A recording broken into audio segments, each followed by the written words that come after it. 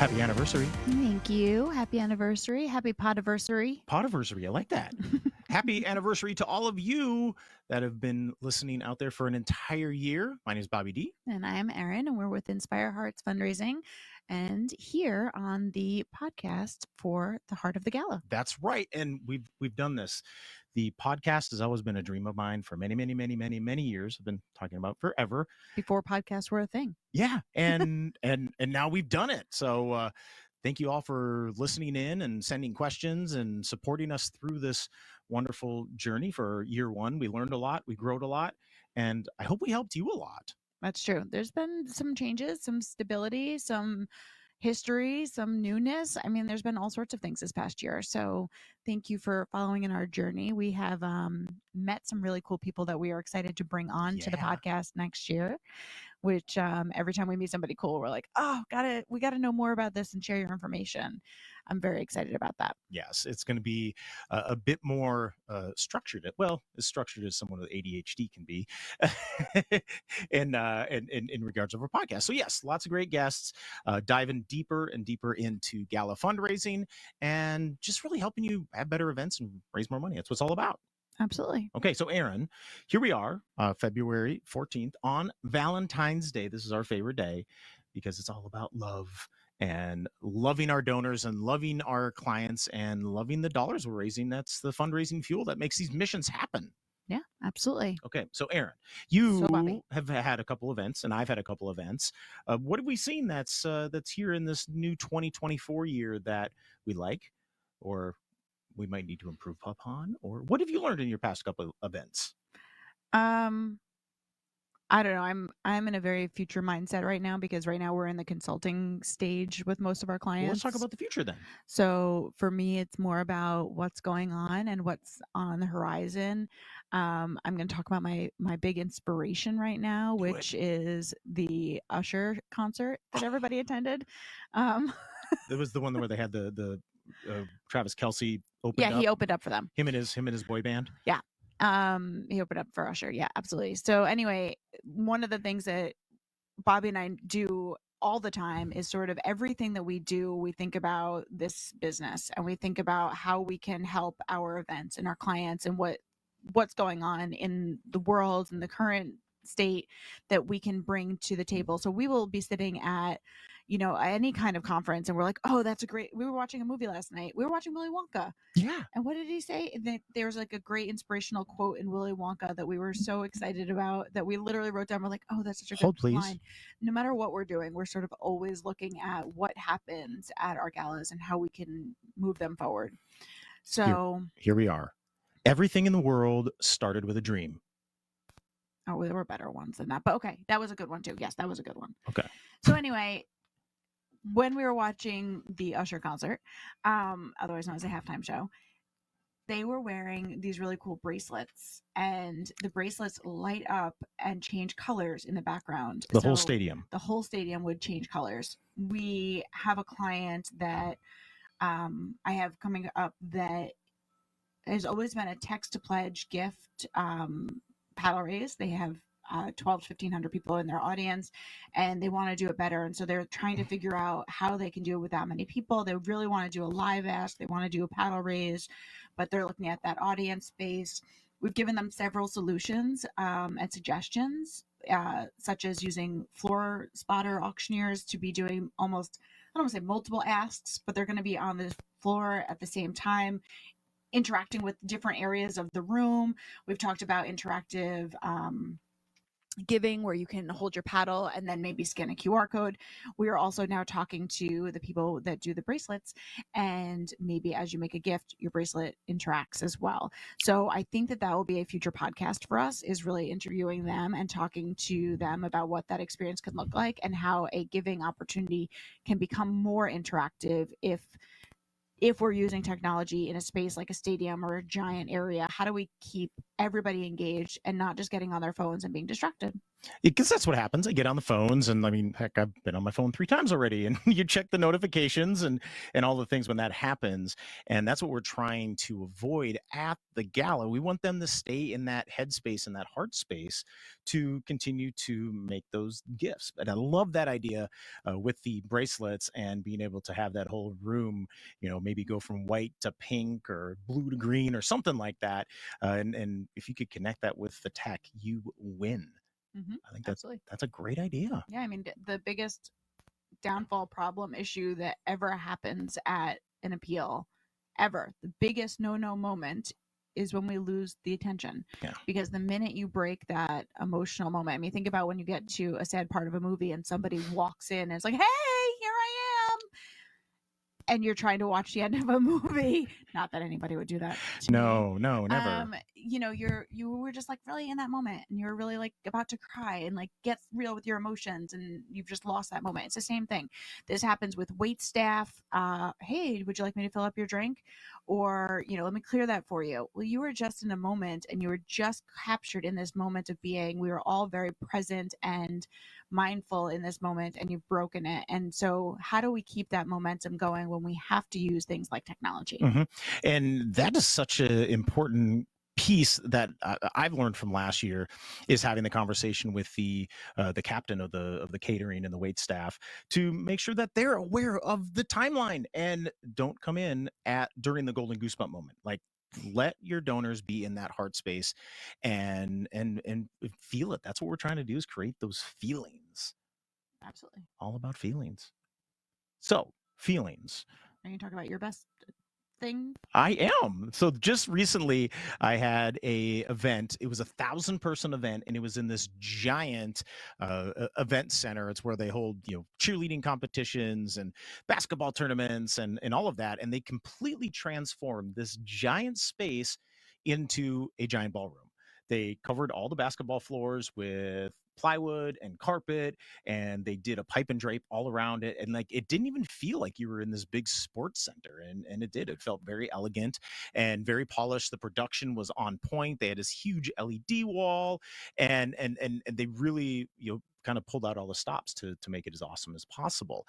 Now with 1,000 people, it's a lot. There's a lot of energy in there. There's a lot of conversations. There's a lot of personalities, and there's a lot of movement that's in there, and you have to capture that attention. Like you said, you have to build that engagement, but it's really building that feeling within that, and having 1,000 people that are probably going to be distracted at some point. It's like, how do we do that? And this particular organization did such a fantastic job of capturing that attention and really drawing that inspiration. My favorite part of the whole time was, they play the mission video and tugs at the heartstrings, and yes, we're here to raise money for this mission and whatnot. But we worked with the CEO to be able to come up, not right after the video, but right middle of the paddle raise, and really talked about the connection of the community to this organization.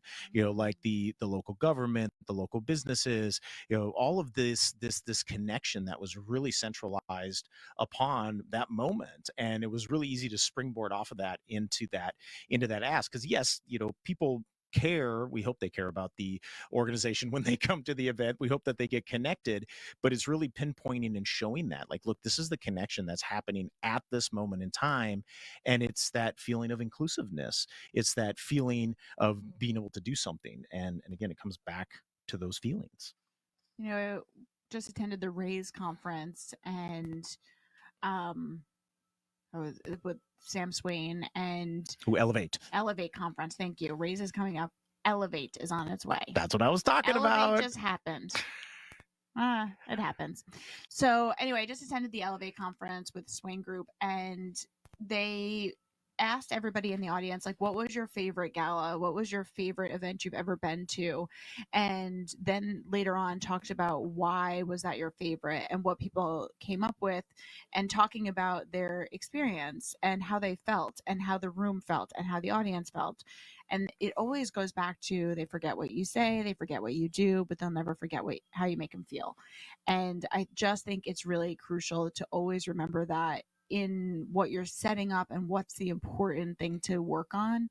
one thing I would like to say, and I think I hope people hear, is when you're at an event and you are maybe the development director, maybe you are the event planner, whoever you are important, obviously, because you're a person, but you are a person that carries weight within an event. And if the event goes hinky and it goes, and something isn't exactly how you wanted it to be, the most important thing you can do is smile through it and bring good energy. Like, that was great. That was great. Because the moment that, I will say, that is the worst events I've ever been to, are ones where somebody got their feelings upset about something that was out of their control in some way and just was like, oh, was that good enough? I messed that up. It was bad.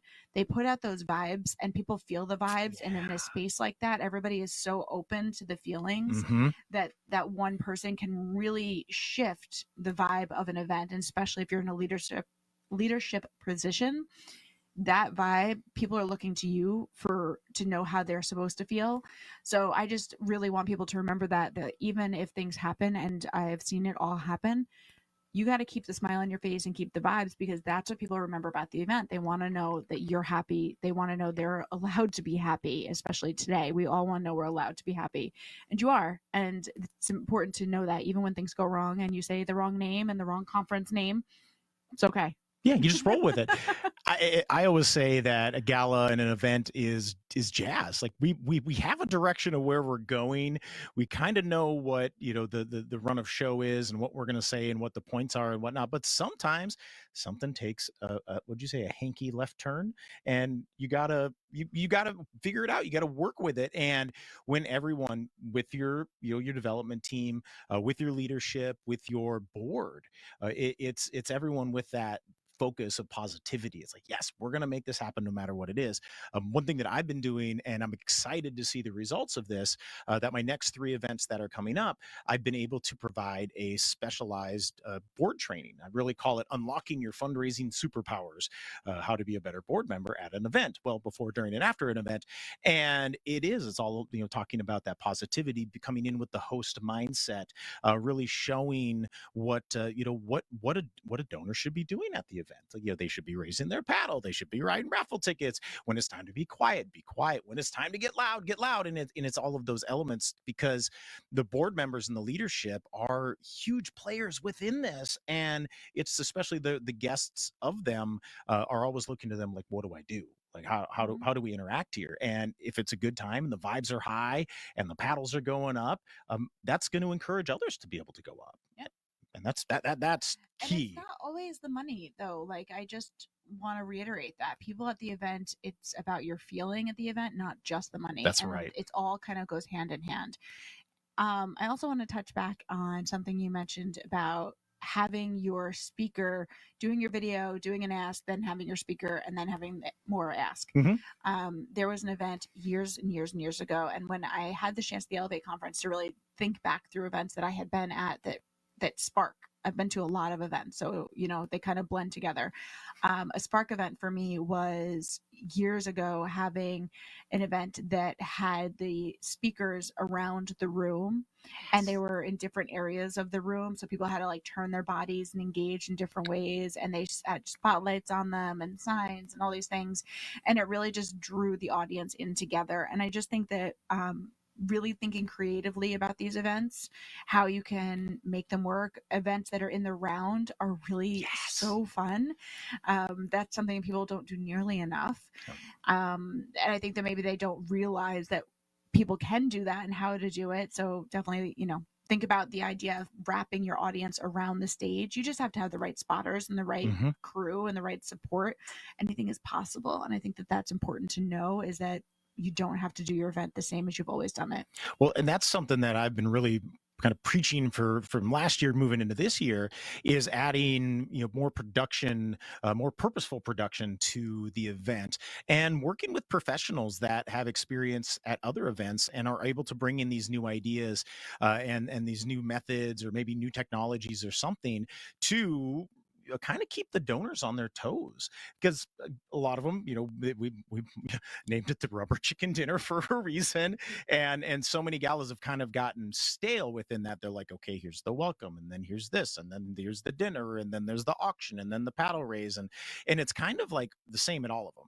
And it's like, how do we adjust that? And like you said, whoa, there's testimonial speakers all around me. The stage is in the center.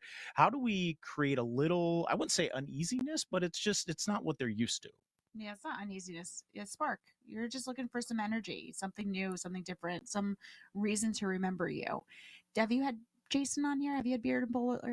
Not yet. Oh, so that's coming up. They're coming up. Yep. So I think this year is going to be focused on some new trends and some new ideas and concepts, and some that I think that Bobby and I haven't even used yet that we want to use, and some that we will be using as we go through the year. So I think that this year, my prediction is some pretty fun podcasts in the line of differently thinking about things. So as I just mentioned, the person that I can't wait to interview is a production company that only does videos for nonprofits, a lot of storytelling.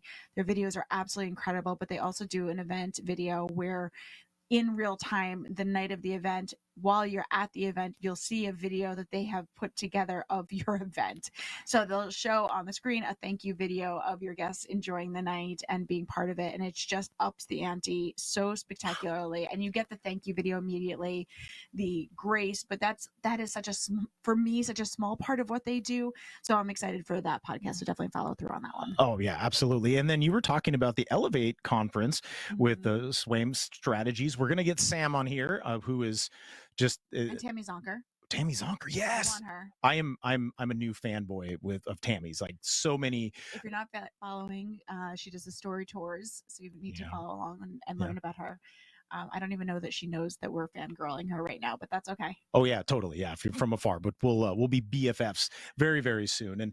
And there's some more auctioneers and fundraisers that we do want to bring on as well too, because they're utilizing different tactics. I was just on, in the Southeast, and I got to meet with a good friend of mine, auctioneer Dean Cronover, who does a lot of work in the Atlanta market. And I had asked him, it's like, what are you doing differently, or what are you seeing differently? And he's like, well, Bobby, we're trying to engage many levels of generations that are there. This is kind of like he called it the generation blend, where we have our baby boomers and our Gen Xers and our Gen Zs and our Zennials and millennials, and all of that are all attending these events. And it's, how can we engage all of them? How can we get all of them to feel that they are together in that community, and to use the younger energy, the youthful energy, as well as those that are more experienced and might have deeper pockets. So, like, what could we do? Well, I would tell you is that I just had a meeting with a client that is super excited to bring me in because they've used somebody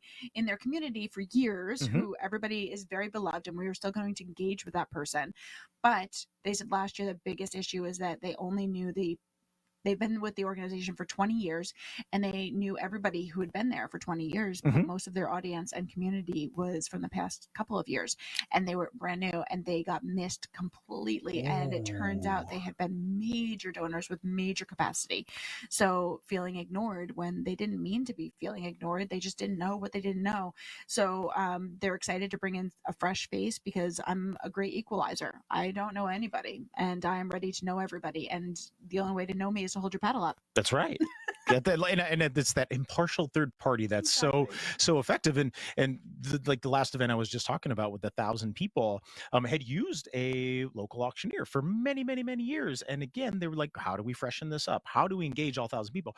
Now, we love to bring what we call fundraising motivators. Sometimes they call them floor auctioneers, sometimes they're ringmen, different things. But every event that we do, we're always bringing them, whether it is a paddle raise only event, or we are having a live auction. And that was an element that was at this event that they've never seen before. With 1,000 people? With 1,000 people. Holy moly. Yeah, so I brought 3 fundraising motivators. Whoever they used before must have superpowers to see that kind of audience. Very similar situation. They said that there were some paddles that were missed. There were some bids that were missed. And we're all about raising as much money as we can at the event. So why not invest in some fundraising motivators to be out there that can get that energy, can that, like you said, well, let's raise the vibe in the room, let's build that electricity. Yeah, absolutely. And I think that something that's important is that that's not just a live auction. Right. That's not just a raffle. Like we are with Inspire Hearts, we focus mainly only on paddle raise. Yes. That is that moment where everybody gets a chance to give. It is inclusion, giving, it is getting everybody to participate. I just found out that there are many, I didn't just find out, but I guess I was reminded there are grants out there that if you get 100% participation that you can are have an opportunity to get these grants, That's a especially thing? scholarship grants. Schools get grants if they get in their annual appeal or something. If they can get 100% participation, they're eligible for many grants out there. Okay, Aaron, we have to put some of that information in our show notes, because I'm sure there's a lot of people that are out there like, I'm like, what are you talking about? Because Yeah. we always get the question. It's like, well, how can we encourage 100% participation? And yes, we're always striving for that 100% participation. Well, we want it, but if you're a nonprofit out there and you want it not just because of the gift amounts, but also because you have more opportunities, it is showing, part of the appeal is showing that you're at a certain level to apply for other gifts. And it's a big thing. This was a charter school that was telling me about it. So maybe it's a charter school thing, but I will find out more information. Okay, that's awesome. And that's other ways of looking at fundraising events, thinking outside of the gala. And we get a question all the time is like, are there other places that we could do a paddle raise? And earlier in the year, one of my first events of the year, I was helping. It was a mentorship group. It was a group that was providing experienced, educated women that were mentors to mentees that were going through their college journey, and they were helping them to identify where they wanted to be in the professional world, and offering tips and different tricks and different things for them to think about, so that when they do graduate, they can get where they want to go much faster. And this particular paddle raise, we had like 85 people in this very small private room at a restaurant, and we had very short testimonials. We had a short welcome from the CEO, and then we did the ask, and they raised like $45,000 super quick. And that's what is really cool about the paddle raise, or the fund to need, or the special appeal, whatever it is, that you can do it at a lot of different events. It just doesn't need to be the black tie gala. We've done cocktail events, we've done golf. What else?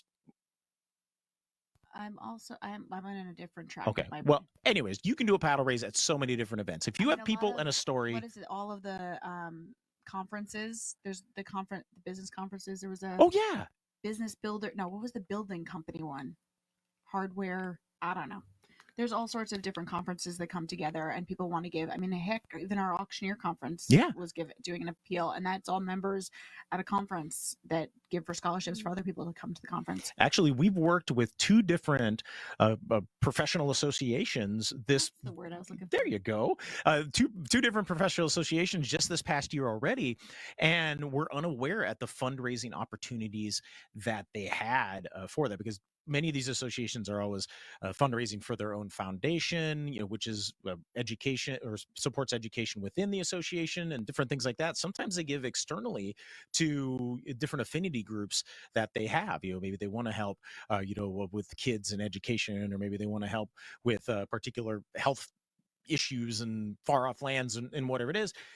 But that at that professional conference is where you can still do fundraising, because again, you're going to have people that are connected to the cause in some manner.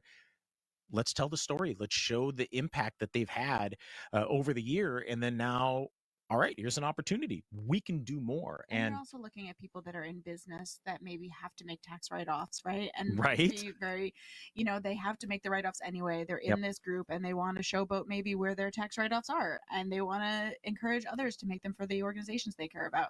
There are lots of different reasons and rhymes and all of that. Something else that I was just thinking about is that we often get calls. There are some people that just are looking, they reach out for an auctioneer, and they're saying, well, what can you provide? What can you donate? Which items do you have? And this is where I again want to remind people it's not about that. And that is why we came into existence, is it was not about the item. We realized after years and years and years of doing this that it was not about the item. It was about the mission, and it was about bringing everybody together. And that's our heart project, which is why we have come together here and developed Inspire Hearts Fundraising, as well as Heart of the Gala. as well as our love story. Oh, yes, it Happy is. Valentine's Day. Yay, babe. Oh, I'm every day that we wake up and are able to consult with our clients, meet new people. This weekend we're going to do some events.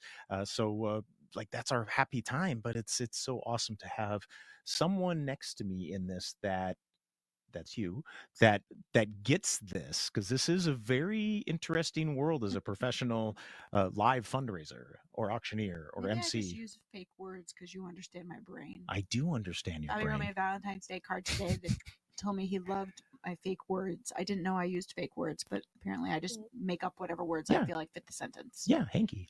That's a real word. Yes, and sometimes the context is interesting. It was hinky. Hinky, there you go. You're right. That's Hinky. a real word. We're gonna have a new hashtag Hinky.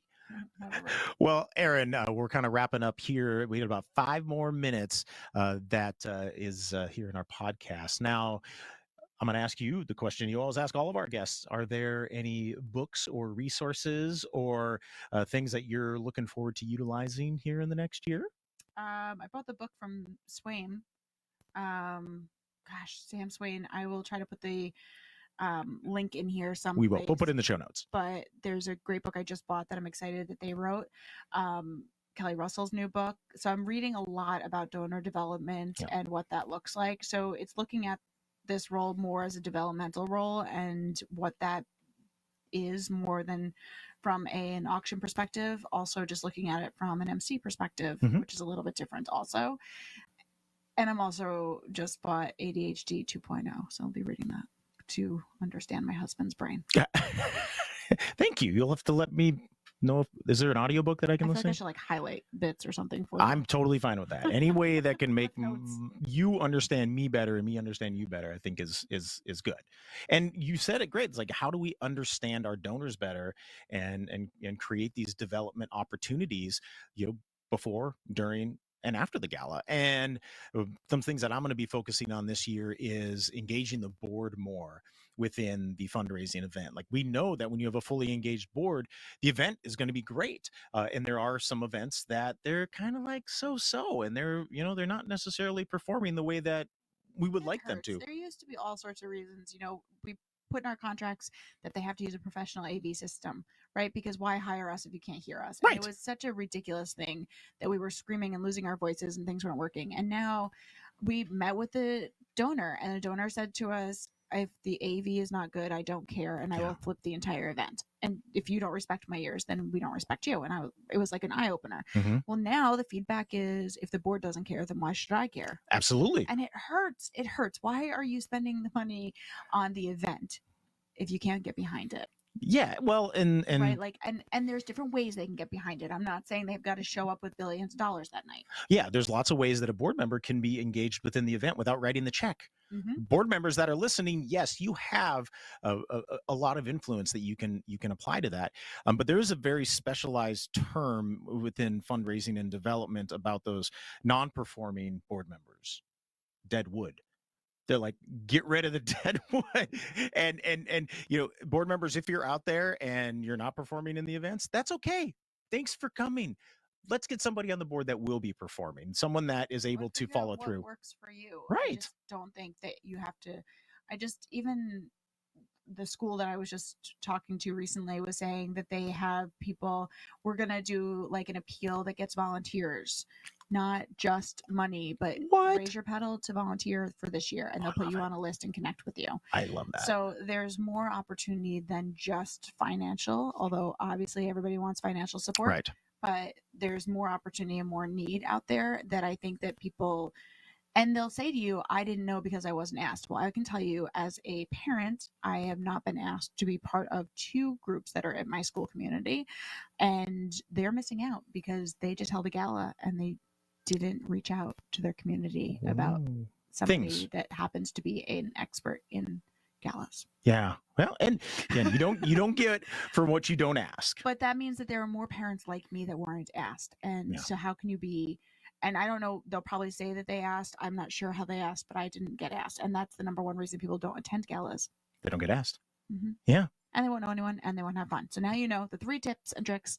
how to get people to come to your event. Invite them, tell them it'll be fun, tell them you can't wait to see them there. Right. Now, let's circle this all back. And we were talking about the vibes, and we were talking about the energy and the connection that's really within the gala. And we want to thank you, our community that's been here, that's been listening and watching on YouTube or on, the different podcast players and different things. We're live on LinkedIn, YouTube, and Facebook right now. Oh, hi, friends. Oh, I think there were humans watching us. Hey, what's up? We have lots of friends out there today. It's so good to see you all. Okay, I can't see you, but I'm so glad to be seen by you. Well, now, Erin, because they are a part of our community, we've got a special offer with Inspire Hearts. We do. So I think we've got a February offer. A February offer, because it is our, it's our heart month, and Inspire Hearts is bred from the love of the gala and the heart of the gala.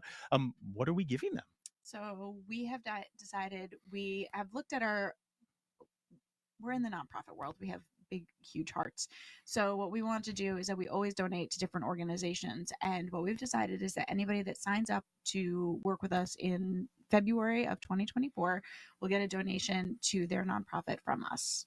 So current clients and new clients. Yeah. Everybody. If you sign your contract this month, you will get a $500 donation to your organization. How cool is that? And that's just our gift to you, to say thank you for all of the hard work that you're doing and taking a risk to try something new and working with the professionals that are out there. So thank you so much for joining us and being a part of this awesome Heart of the Gala community. And please keep sending questions, comments, ideas, guest ideas. We have like a large roster, but if we could do one of these, every other week, we could have 26 different guests that's right, our 2024 season. Holy moly. It is. It's awesome. All right. Well, Erin, thank you for being on this wonderful fundraising journey with me. And thank you so much for following through with this podcast thing and being my co-host. My husband's a cheese ball. Folks, you've heard it here first. I love every moment of it. Well, Erin, thank you. I love you. I love you too. And we love you that are out there. Thank you so much. Don't forget to follow us on the Instagrams. We've got Bobby D Auctioneer. We've got Gala Auctioneer. We've got Star Auctions. We've got I Inspire Hearts. We're going to have swag coming out here in 2024. Oh, couple of auctioneers on TikTok.